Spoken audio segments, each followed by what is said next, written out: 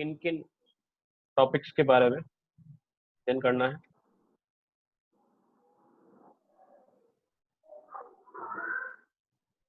Syllabus और जो अगर नए जुड़े हैं उनके लिए बता देता हूँ कि आज हम आपका जो पेपर फर्स्ट है उस पेपर फर्स्ट के फर्स्ट टॉपिक को, फर्स्ट यूनिट के फर्स्ट टॉपिक को, ओरिजिन ऑफ द अर्थ के बारे में बात कर रहे हैं और इसी को हम आगे बढ़ाते हैं।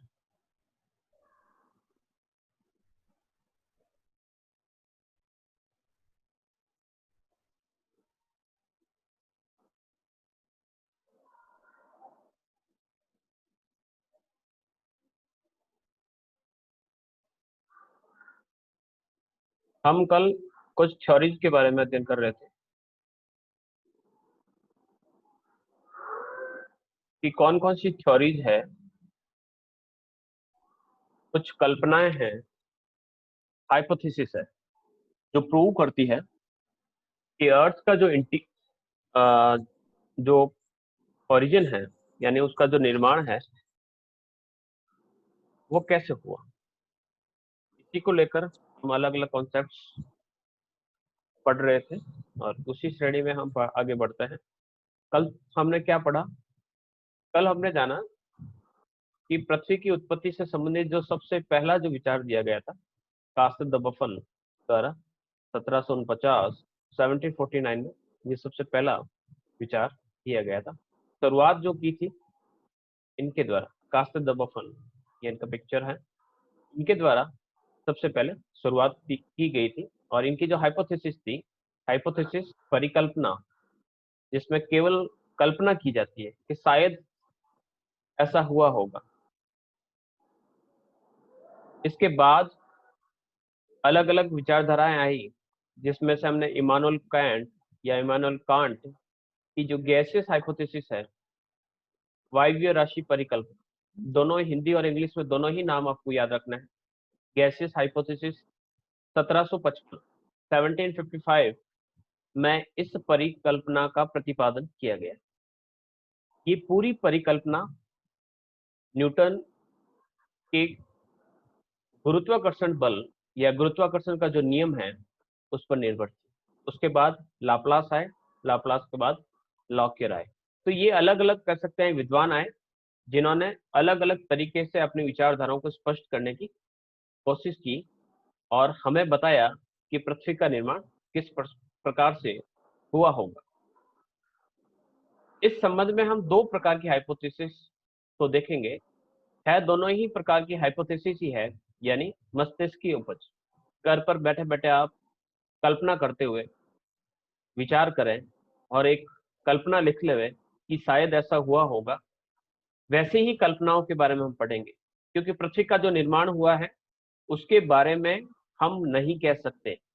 तो इसके अंतर्गत हमने देखा कि दो प्रकार के कॉन्सेप्ट्स, एक है अद्वैतवादी मोनिस्टिक कॉन्सेप्ट्स, जिसमें इसे हम सिंगल स्टार कॉन्सेप्ट भी कह सकते हैं। ये कॉन्सेप्ट कहता है कि पृथ्वी का निर्माण या विभिन्न जो ग्रह हैं उन सभी ग्रहों का निर्माण किसी एक तारे से हुआ है। किसी एक व्यक्ति ने मिलकर इन सभी ग्रहों का निर्माण किया। किसी एक प्लैनेट या स्टार ने इस सभी प्रकार के जो दूसरे प्लैनेट्स हैं उनका निर्माण किया, यानी एक पिता और उसकी अलग अलग संतान, या एक माता और उसके अलग अलग संतान। अद्वैतवाद, सिंगल स्टार। इन थ्योरीज के अंतर्गत हमने इमानुएल कांट को देखेंगे और लाप्लास की थ्योरी आएगी। दोनों ही कह सकते हैं कि एक ही तारा था और एक ही तारे से टूटने से, बिखरने से, जुड़ने से विभिन्न जो प्लैनेट्स हैं, जो ग्रह हैं, उनका निर्माण हुआ। दूसरी प्रकार की जो विचारधारा है या जो कॉन्सेप्ट है उसको ड्यूलिस्टिक कॉन्सेप्ट कहा जाता है। इस ड्यूलिस्टिक कॉन्सेप्ट के अंतर्गत हम देखेंगे कि इन ग्रहों के निर्माण में, यानी जितने भी जो प्लैनेट्स हैं, उन प्लैनेट्स पृथ्वी के साथ साथ जितने भी दूसरे जो प्लैनेट है उन सभी प्लैनेट्स का जो निर्माण हुआ है वो 2 या 2 से अधिक स्टार, वापिस मैं 2 स्टार बना लेता हूं। जब कहा जाता है कि 2 स्टार बनकर मिलकर 9 ग्रहों का निर्माण करते हैं, तो हम ड्यूलिस्टिक कॉन्सेप्ट की बात कर रहे हैं।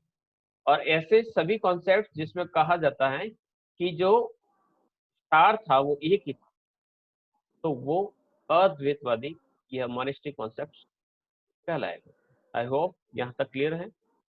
हम हाइपोथेसिस में सबसे पहले हम कांट की वायवीय राशि परिकल्पना या कांट गैसेस हाइपोथेसिस के बारे में बात कर रहे थे कि कांट की जो गैसेस हाइपोथेसिस है वो किस प्रकार से वर्क करती है। यानी इन्होंने अपनी जो कहानी कहना ज्यादा उचित रहेगा, क्योंकि इसमें किसी प्रकार से कोई भी प्रूफ नहीं दिए गए।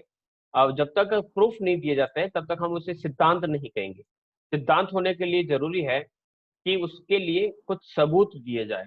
इन्होंने कुछ सबूत नहीं दिए, केवल और केवल लिखा, और लिखने के आधार पर उन्होंने बताया कि इस प्रकार का हुआ होगा। तो उन्होंने अपनी कॉन्सेप्ट्स को किस प्रकार से दिया, शॉर्ट में यहाँ समझ लेते हैं। डिटेल में मैं आपको एक दूसरी स्क्रीन शेयर करूंगा, उसमें हम देखेंगे कि इस परिकल्पना का जो प्रकाशन है वो 1755 में किया गया। कास्तो द बफन 1949, उसके 6 वर्ष बाद इन्होंने ये सिद्धांत दिया गुरुत्वाकर्षण नियमों के आधार पर, और कहा कि एक तप्त का अर्थ होता है हॉट, एक हॉट और गतिशील मूव करने वाली, घूमने वाली एक निहारिका से कई गोल छल्ले निकले। कई गोल का अर्थ होता है कि यहाँ से वो कहेगा कि 9 छल्ले निकले, 9 रिंग्स यहाँ से अलग हुई, और वे 9 रिंग्स जब ठंडी हुई तो सौर मंडल के विभिन्न ग्रहों का निर्माण। प्रोसेस को समझाया यहाँ पर, जिस चित्र में आप देख पाएंगे कि सबसे पहले कह रहे हैं कि ब्रह्मांड में इस प्रकार के पदार्थ जो हैं बिखरे हुए थे। फिर धीरे धीरे ये जो पदार्थ है ये आपस में जुड़े। सारे पदार्थ देखिए, यहाँ पर बीच में आप देखेंगे यहाँ पर थिकनेस आपको नजर आ रही है, यानी ये पदार्थ जो है ये आपस में जुड़ने लगे। फिर क्या हुआ कि धीरे धीरे ये सारे पदार्थ जैसे जैसे जुड़ते गए इसकी स्पीड बढ़ती गई। बीच वाला जो पोर्शन है ये बड़ा होता गया, और आसपास के जो ये है पदार्थ वो उससे जुड़ते गए। लेकिन जब बहुत तेज गति से कह सकते हैं ये घूमने लगे, तो ये पदार्थ जो है वापस इससे दूर हटने लगे। सेंट्रीफ्यूगल जो फोर्स है, केंद्रोपसारी, जब कोई वस्तु तेज गति से घूमती है तो उसमें से जो पदार्थ उससे अलग हो सकते हैं वो अलग हो जाते हैं। इसका एक उदाहरण वॉशिंग मशीन का एक ड्रायर लिया जा सकता है कि वॉशिंग मशीन का जो ड्रायर होता है उस ड्रायर में हम कपड़े डालते हैं, और जब हम उसको मूव कराते हैं तो उसमें से जितना भी जो पानी होता है वो उससे दूर हो जाता है। या फिर कह सकते हैं कि हम बात करें कि हमारे हाथ गीले हैं और गीले हाथ को हम तेजी से झटकते हैं तो उसमें से पानी की बूंदें वहां से अलग हो जाती है। इसके कई उदाहरण है, हमारा बाल का उदाहरण दिया जा सकता है। हर प्रकार से हम अलग अलग प्रकार के उदाहरण से इस फोर्स को, केंद्रोपसारी जो फोर्स है, आपके सेंट्रीफ्यूगल जो फोर्स है, उसको हम यहाँ पर समझ सकते हैं। तो ये कॉन्सेप्ट इस प्रकार से होता है। इसको डिटेल में मैंने एक फाइल अपने टेलीग्राम ग्रुप में शेयर की है। मैंने कहा था आप टेलीग्राम ग्रुप को ज्वाइन करें और वहां से उस फाइल को रीड करें। वही फाइल मैं आपको यहाँ पर बताता हूँ कि क्या प्रोसेस होती है और किस प्रकार से हम इस सारे कॉन्सेप्ट को समझेंगे, उस किताब के माध्यम से, कुछ हम इस स्लाइड के माध्यम से, दोनों ही तरीकों से हम इसे समझेंगे। आपके सामने एक किताब की पीडीएफ फाइल है जो सविंदर सिंह, मैंने बुक के बारे में डिस्कस नहीं किया, आपको बता देना चाहूंगा। किताब जो लेनी है आपको सविंदर सिंह की फिजिकल ज्योग्राफी की जो किताब है, सविंदर सिंह की किताब है, प्रवालिका पब्लिकेशन इलाहाबाद से प्रकाशित होती है, वो किताब ले लीजिएगा। नहीं तो LR बल्ला की आती है, बहुत सारी किताबें आती है, मैं सिलेबस के बाद में बताऊंगा, अभी आपको किताब लेने की आवश्यकता नहीं। इस कोविड की सिचुएशन में लगभग लगभग जो पीडीएफ फाइल जितनी भी रहेगी मैं आपके साथ जो साथ है वो शेयर करूंगा। बढ़ते हम अद्वैतवादी संकल्पना यानी सिंगल स्टार थ्योरीज की अगर बात कर रहे हैं कि ये आपके सिंगल स्टार यानी तारों के निर्माण में या विभिन्न ग्रहों के निर्माण में किसी एक ही तारे का योगदान है। इसको हम पेरेंटल हाइपोथेसिस कहते हैं। ये कहती है कि ग्रहों तथा पृथ्वी की उत्पत्ति केवल एक ही वस्तु या एक ही तारे से होती है। सबको स्क्रीन दिख रही है? कोई प्रॉब्लम तो नहीं है? थोड़ा सा बड़ा कर लेता हूँ, और भी बड़ा करूँ? कीजिए, मैं आपको अब ठीक रहेगा।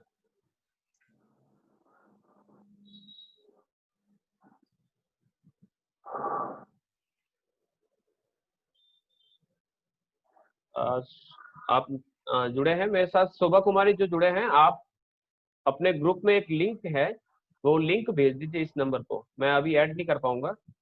अगर ज्योग्राफी के स्टूडेंट है तो लिंक है उसको फॉरवर्ड कर दीजिए, मैं क्लास में अलाउ कर दूंगा। आप नाम लिख के बता दीजिएगा कौन है। ठीक है, अभी चलेगा चाहे ज्योग्राफी के है या नहीं। हम बढ़ते हैं क्योंकि कई ऐसे विद्यार्थी हमसे जुड़ेंगे जो हम विद्यार्थी उनके ज्योग्राफी था या नहीं लेकिन अभी हमारे साथ जुड़ेंगे। अब इसको स्टार्ट करते हैं कि पृथ्वी की उत्पत्ति केवल एक ही वस्तु या एक ही तारे से हुई। जब सिंगल स्टार की बात करते हैं तो हम पेरेंटल हाइपोथेसिस या अद्वैतवादी कॉन्सेप्ट्स की बात कर रही है। ठीक है, इसको सुलझाने के लिए अनेक विद्वानों ने मत प्रस्तुत किए, जिसमें सबसे पहला जो मत था वो कास्ट द बफन डिस्कस किया। ये आपके 1749 में ये सबसे पहला कॉन्सेप्ट इन्होंने दिया।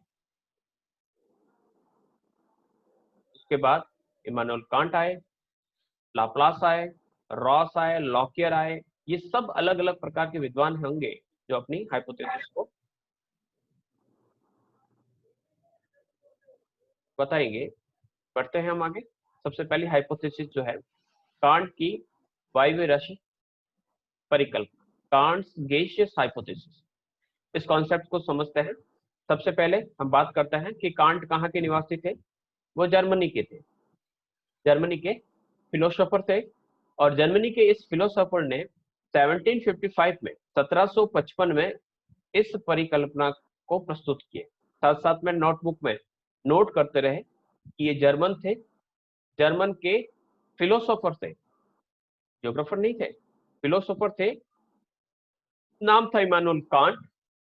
और इन्होंने अपनी जो हाइपोथेसिस दी वो दी थी 1755 में। 1755 में इन्होंने अपनी हाइपोथेसिस को प्रस्तुत किया।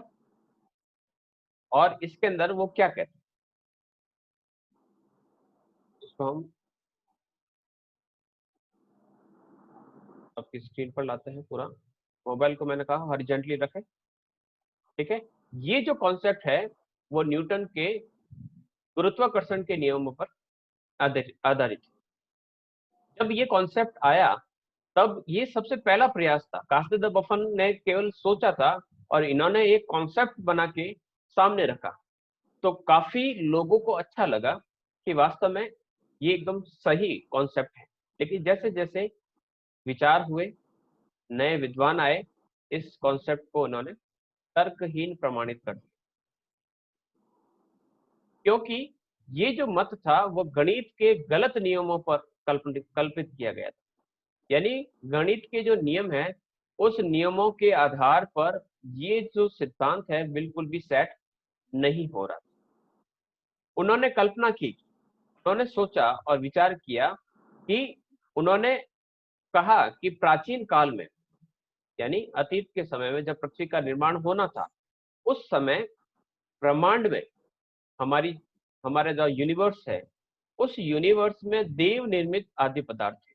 देव निर्मित आद्य पदार्थ कहने का अर्थ है कि अगर कोई प्रश्न पूछ ले कि उन पदार्थों का निर्माण किसने किया था, तो उन्होंने कहा था कि उस पदार्थों का निर्माण है भगवान ने किया। भगवान ने उन पदार्थों को बनाया। तो वो कहते हैं कि पहले से ही ब्रह्मांड में कुछ भगवान के बनाए हुए पदार्थ थे, प्रीमोर्डियल मैटर्स थे जो बिखरे हुए थे। ये जितने भी जो पदार्थ है वो काफी कठोर ठंडे थे तथा इसमें किसी प्रकार की मूवमेंट नहीं, अपनी जगह पर स्थिर थे, बिल्कुल ठंडे पदार्थ थे और बहुत ज्यादा कठोर थे, क्योंकि इन्हें कहानी बनानी है और कहानी बनाने के लिए ये भूमिका वो पहले से तैयार कर ले कि मान लीजिए ऐसा हुआ होगा, तो वैसे ही ये इस प्रकार से कॉन्सेप्ट को शुरू करने से पहले वो बताते हैं कि ब्रह्मांड में ऐसे पदार्थ बिखरे हुए थे, ठंडे थे, बिल्कुल भी मूवमेंट नहीं थी और बहुत ज्यादा कठोर। फिर उन्होंने कहा कि आपसी आकर्षण के कारण ये कण आपस में टकराने लगे। देखिए यहाँ पर वो क्या कह रहे थे, गतिहीन थे, पहले कह रहा है कि मूवमेंट नहीं थी, और फिर कहते हैं कि ये पदार्थ जो थे वो आपस में टकराने लगे। तो विद्वानों ने कहा कि जब गतिहीन थे तो वो टकराए कैसे, तो यहीं से इनका विवाद जो है वो शुरू हो जाता है। फिर ये कहते हैं कि ये जो पदार्थ थे वो आपस में जब टकराए तो टकराने के कारण हीट यानी ताप और भ्रमण गति का आविर्भाव, जैसे जैसे वो टकराए ये पदार्थ गर्म होते गए, ताप में निरंतर वृद्धि होती गई और तेज गति से वो घूमने लगे, जिसके कारण ये जो पदार्थ है वो एक वायवीय राशि, एक गैस के गोले के रूप में तब्दील होने लगे। ये इस प्रकार से जैसे कि हम बहुत तेज गति से किसी पत्थर है, उन पत्थरों को हम रगड़ते हैं तो उसमें से जो कचरा या फिर कह सकते हैं जो डस्ट पार्टिकल्स जो अलग होते हैं, उसके बाद जो धुआं होता है वो उस धुएं के रूप में तब्दील होने लगे। यहाँ तक क्लियर? देखिए कहानी है तो कहानी को कहानी के हिसाब से ही पढ़ना पड़ेगा। फिर हम कहते हैं कि ये धीरे धीरे क्या बन गया, एक गतिशील निहारिका, एक नेबुला बन गया। निहारिका क्या होती है, मैंने कहा था तारों का एक असंख्य समूह। ये कहते हैं कि ये धीरे धीरे जो पदार्थ है वो तेज गति से घूमने लगे और इस प्रकार से घूमते घूमते ये एक निहारिका में बदल गए। यहां तक की कहानी को हम वापस रिपीट, ये कहते हैं कि ब्रह्मांड में, वापस पूरा रिपीट कर रहा हूं जहां से हमने स्टार्ट, इमानुएल कांट कहते हैं कि ब्रह्मांड में कुछ प्री मोर्डियल मैटर्स थे, जो आद्य पदार्थ थे, वो देव निर्मित थे, देव ने उसका निर्माण किया, वो ठंडे थे, कठोर थे और किसी भी प्रकार की हलचल उनमें नहीं थी, लेकिन बाद में वो धीरे धीरे आकर्षण शक्ति से घूमने लगे, उनके बीच आपस में टकराव होने लगा, उसका तापमान बढ़ गया। फिर जैसे जैसे तापमान बढ़ा वो लाल होते गए और जो तारों के रूप में आज हम आसमान में दिखते हैं, तो हमें एक असंख्य तारों का एक समूह नजर आता है, वो निहारिका में तब्दील हो गए और निहारिका का आविर्भाव हुआ। निहारिका ताप के आविर्भाव के साथ घूमने लगी, वो निहारिका तेज गति से घूम रहे थे और जैसे जैसे पदार्थ जो थे वो उसके साथ जुड़ते गए तो उसके आकार में वृद्धि होने लगी। देखिए कोई चीज घूम रही है और तेजी से घूम रही है और उसके साथ साथ जैसे जैसे पदार्थ उसके साथ जुड़ रहे हैं वो और तेज से घूम रही है। ठीक है, तो परिभ्रमण गति में तीव्र गति से वृद्धि हुई। अगर हम कहते हैं कि कोई चीज जैसे कि पंखा घूम रहा है, पंखे पर हमने कुछ बलून्स लटकाए, 10 लटकाए, 20 लटकाए, हम बलून्स की संख्या बढ़ाते रह रहे और जैसे जैसे हम बलून्स की संख्या बढ़ाएंगे पंखा और तेज गति से घूमेगा। ऐसा पॉसिबल नहीं है। यही से इसका विरोध शुरू होता है कि जब किसी घूमती हुई चीज पर आप दूसरे पदार्थ और जोड़ते जा रहे हो तो उसकी जो स्पीड है वो तेज न होकर कम होगी, लेकिन ये कहते हैं कि इनकी जो स्पीड है वो बहुत तेज गति से बढ़ने लगी और जैसे जैसे तेज गति से इनकी स्पीड जो है वो बढ़ती गई, वहां पर एक फोर्स लगता है उसे कहा जाता है केंद्रोपसारी।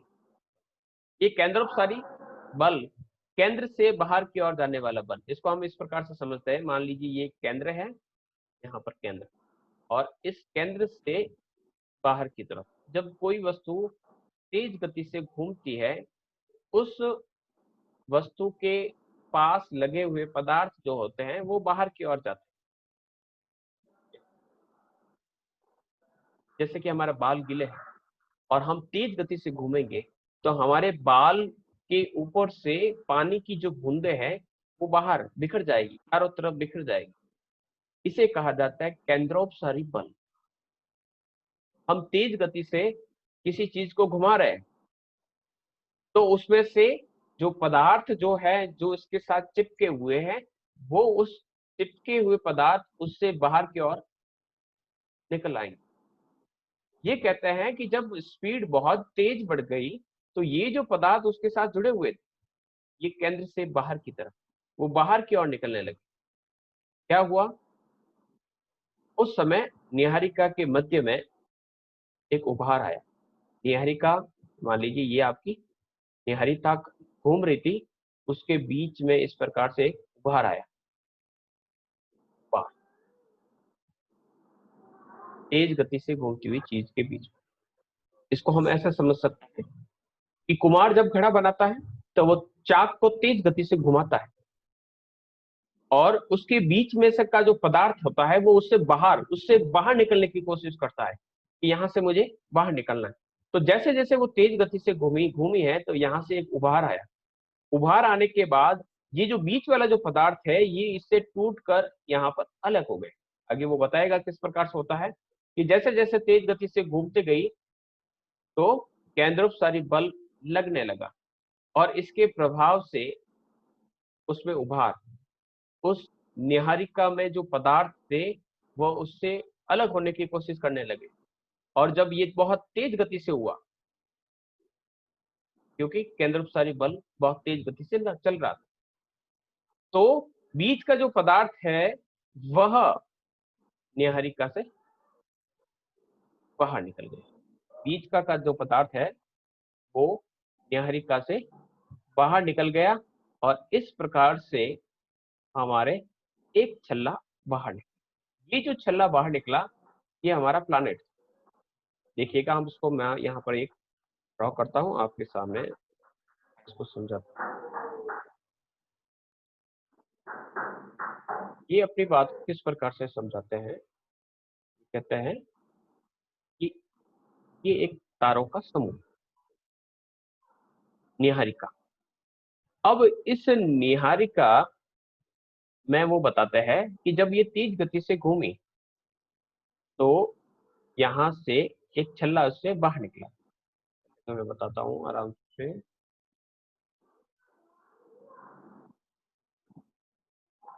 समय लगेगा लेकिन हम सीख जाएंगे। तो बीच में से एक छल्ला यहाँ से बाहर निकला। क्यों बाहर निकला? क्योंकि ये तेज गति से घूम रही थी।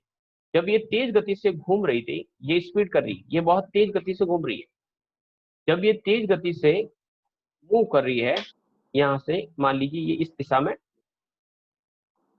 घूम रही है और ये इस तरफ से घूम रही है, गोल गोल घूम रही है। ये जो छल्ला है ये सेंट्रीफ्यूगल फोर्स से, सॉरी, आपका जो केंद्रोपसारी जो बल है उसके कारण ये जो छल्ला है वो छल्ला क्या हुआ, यहाँ से अलग हो गया। पहले तो बाहर निकला, थोड़ा सा बाहर निकला, फिर और बाहर निकला, और फिर धीरे धीरे ये छल्ला जो है बाहर निकला। एक छल्ला निकला, फिर दो छल्ले निकले, तीन, चार, पाँच, छह, सात, आठ और ये जो 9 छल्ले जो निकले वो हमारा प्लानेट, जिसमें एक आपका अर्थ है, Venus, mercury, Jupiter, Saturn, Uranus, Neptune. ये सारे जो प्लैनेट्स हैं वो धीरे धीरे अलग हुए। किससे अलग हुए? तो इसका जो मेन जो पदार्थ है ये ये जो है ये है आपका नेबुला। क्या इसे कहेंगे? हमारा निहारिका, ये है निहारिका। ठीक है, यहां पर आया इसके उभार यहां पर, और ये आपके कुछ अलग हो गए पदार्थ। और ये जो 9 छल्ले, या जो कह सकते हैं वो कहते हैं रिंग, या इसे वो बार बार छल्ले लिखता है। तो ये जो 9 छल्ले जो निकले वो आपके क्या बने, प्लानेट बने, वो आपके ग्रह बने। आई होप क्लियर हुआ होगा।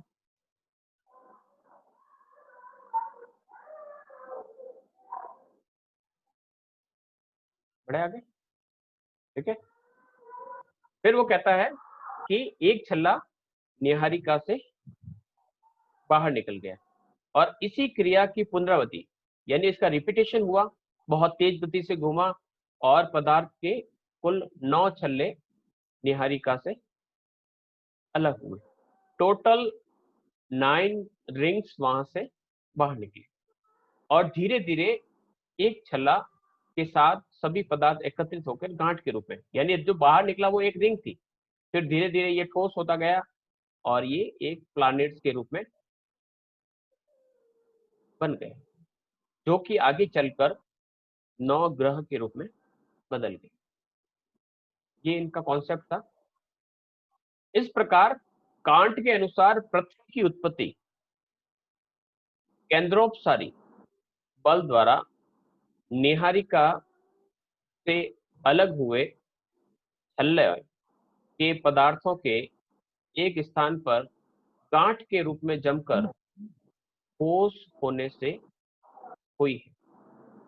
ठीक है, केंद्रोपसारी बल, लेकिन जो ये जो बेस था इस सिद्धांत का, वो था न्यूटन का गुरुत्वाकर्षण बल। अब वो कहता है कि जो बीच में पीछे जो बची, हमने व्हाइट बोर्ड पर बनाया था कि ये जो निहारिका बची, इसका क्या हुआ। इसके बारे में बताते हैं कि प्लैनेट तो बन गए, लेकिन जो निहारिका, जो मूल ओरिजिनल जो नेबुला था, उसका क्या था, जो अवशिष्ट रह गया, पीछे रह गया, वो क्या बना, सूर्य।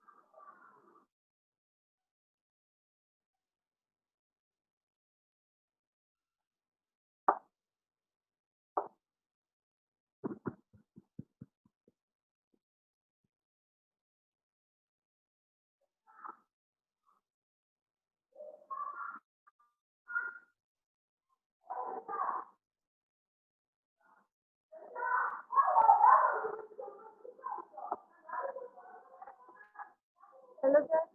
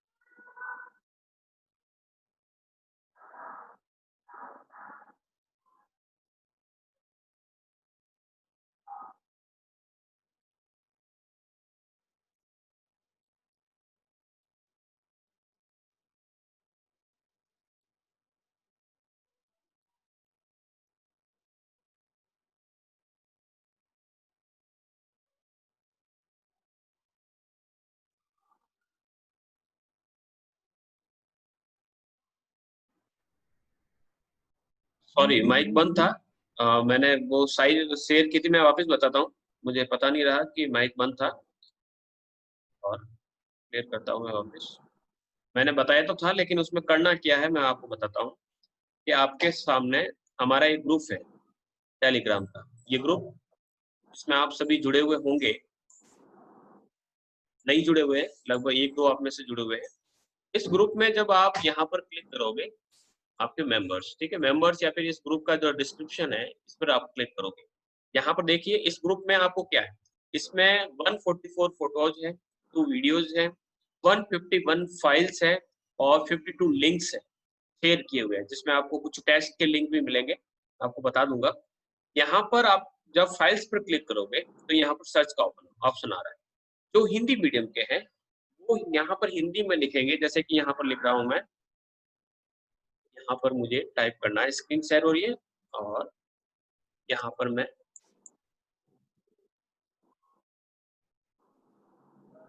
भौतिक, ठीक है, केवल भौतिक लिखा है तो भौतिक भूगोल से रिलेटेड देखिए आपको यहाँ पर नोट्स, आपको हैंडमेड चाहिए, आपको चतुर्भुज मामूरिया की किताब चाहिए, एल एन उपाध्याय की किताब चाहिए, भौतिक भूगोल की अलग अलग किताबें चाहिए, कुछ ये पार्ट 1 पार्ट 2 पार्ट 3 ये कुछ नोट्स है, ये आपको हिंदी मीडियम में यहाँ पर मिल जाएंगे।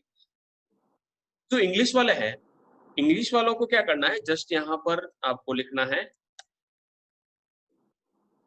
फिजिकल, ठीक है, फिजिकल लिखा। फिजिकल लिखते ही यहाँ आपके सामने यहाँ पर नेचर ऑफ फिजिकल ज्योग्राफी, ये जो किताब मैं पढ़ा रहा हूँ, ये किताब की कुछ पूरी किताब तो शायद हो याद नहीं है या नहीं, लेकिन यहाँ पर सविंदर सिंह की किताब है। Physical geography S G Thomas की कुछ फॉरेन राइटर्स की किताबें हैं यहाँ पर। लैंडस्केप एप्रिशिएशन, ये भी आपके फिजिकल ज्योग्राफी किताब है। माइंड मैप, ये सबसे मोस्ट इंपोर्टेंट है फिजिकल ज्योग्राफी का। ये काफी हेल्पफुल रहेगा इंग्लिश मीडियम और हिंदी मीडियम दोनों ही जो स्टूडेंट्स हैं उन दोनों के लिए हेल्पफुल रहेगा माइंड मैप। फिर ये रिचर्ड एच ब्राइट की फिजिकल ज्योग्राफी इंग्लिश की किताब है। ये बुक्स जितनी भी है ये इंग्लिश मीडियम की है, ठीक है। यहाँ पर आपको मटेरियल मिल जाएगा। फिर हम बात करते हैं इंडियन ज्योग्राफी, ठीक है। तो इंडियन ज्योग्राफी के भी यहाँ पर ये आर एन दुबे की जो किताब है, ये किताब है, दृष्टि के कुछ नोट्स हैं, ये आपको मिलेंगे। जो हिंदी मीडियम वाले हैं वो यहाँ से टाइप करेंगे